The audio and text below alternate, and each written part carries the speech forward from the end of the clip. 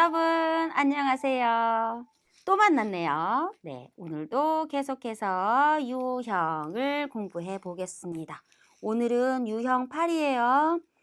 자, 같이 읽어볼게요. 시작!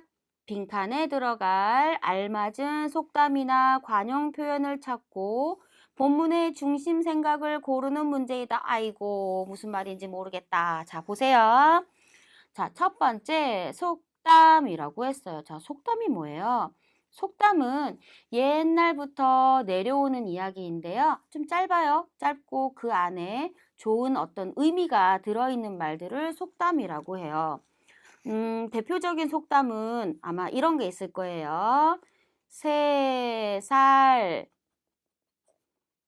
버릇 여든 간다. 자, 3살이에요. 3살 때 하던 습관, 버릇이 80살이죠. 자, 여러분. 저는 아직 80살까지는 안 살았지만 그렇다고 해요. 자, 3살 때 했던 버릇이 쭉 이어져서 80살까지도 계속 간다고 해요. 네. 자, 이런 거를 속담이라고 하죠. 이게 무슨 뜻이 있어요? 어릴 때 좋은 버릇을 가지고 있어야 나이 들어서도 좋은 버릇으로 가지고 있을 수 있어요. 어릴 때 나쁜 버릇을 가지고 있으면 나이 들어서도 이 나쁜 버릇을 계속 가지고 있게 돼요. 이런 것들을 속담 이렇게 이야기합니다. 자, 그럼 다시 보세요. 저기 빈칸이 있네요. 자, 빈칸에 들어갈 알맞은 속담 아니면 인화 아니면 뭐예요? 관용 표현. 자, 관이 뭐예요? 관. 아까 우리 습관이죠? 습관, 용이에요. 자, 그러면 뭐예요? 습관적으로 사용하는 관용 표현입니다. 그래서 이 빈칸에 무엇을 넣어야 돼요? 속담이나 관용 표현을 넣어야 돼요. 습관적으로 사용하는 게 뭐예요? 자, 이거는요, 정말 한국 사람들만 습관적으로 사용하는 거예요. 외국인들이 들었을 때, 저건 무슨 말이야? 라고 생각할 수도 있어요. 속담 당연히 한국 사람들 옛날부터 내려오는 말이기 때문에 한국 문화를 모르면 잘 알기가 어려운 내용들이 많고요.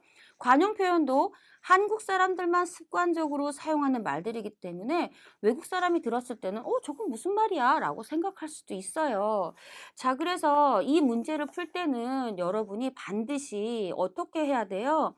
한국의 속담과 관용 표현에 대해서 미리 공부를 꼭 해야 돼요. 자, 첫 번째 문제는 이런 문제가 나올 거예요. 자, 보세요. 첫 번째 문제는 속담이나 관용 표현을 많이 알아두어야 합니다. 라고 했죠.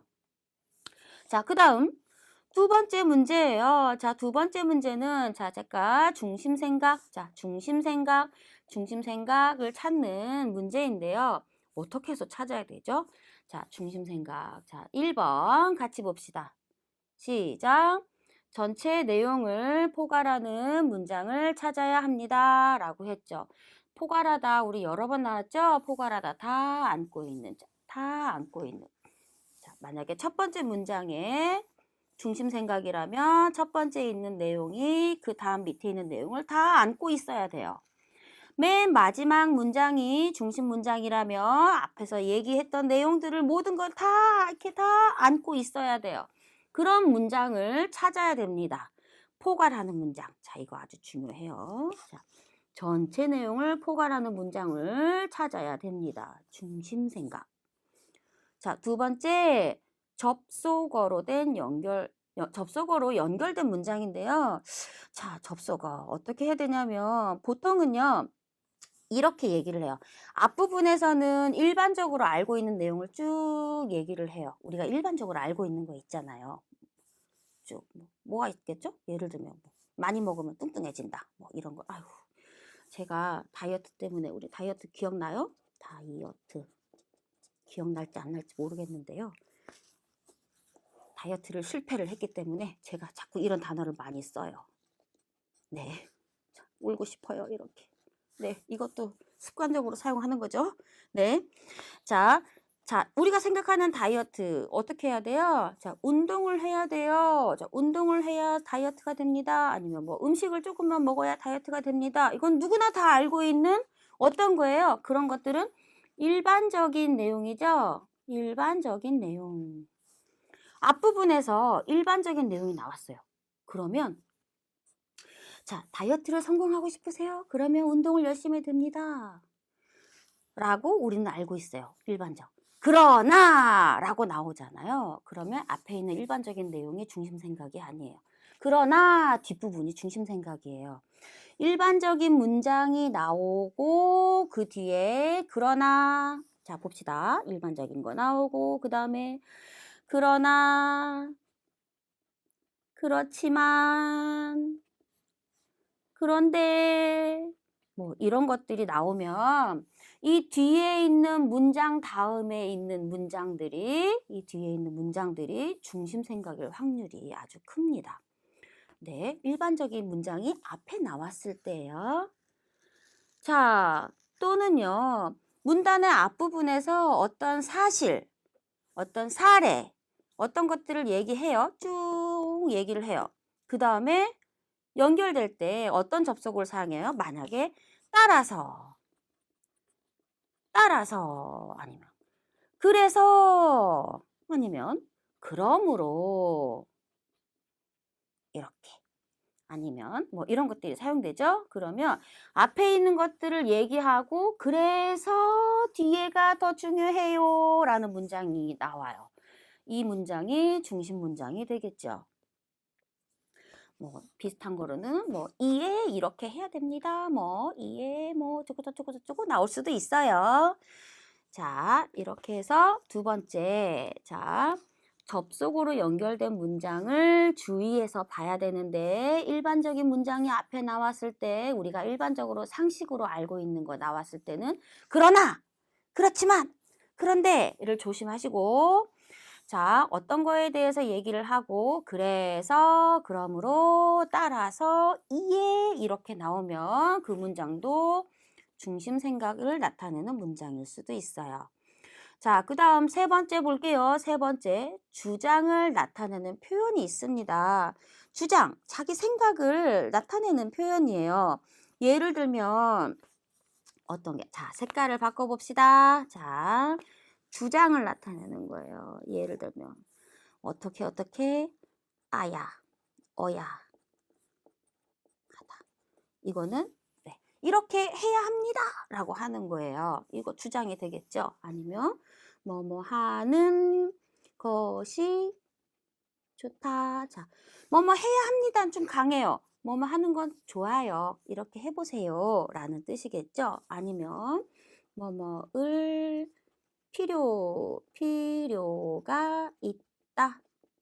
자, 이런 것들이 다 주장을 나타내는 표현이에요. 이런 표현이 있는지 잘 봐야 합니다. 자, 그 다음 네 번째, 전체 문장을 정리한 거, 요약한 거를 찾아야 돼요.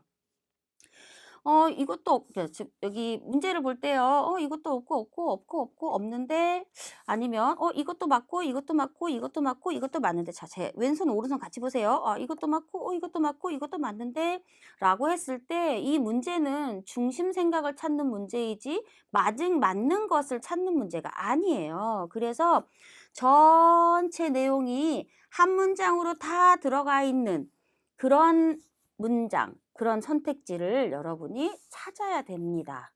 여기에서는 말을 안 했지만 모든 것을 정리했을 때, 자, 모든 것을 정리했을 때 아니면 간단하게 요약했을 때, 이 말이 이 모든 거를 정리한 말이야 라고 하면 그것이 중심 생각이 됩니다.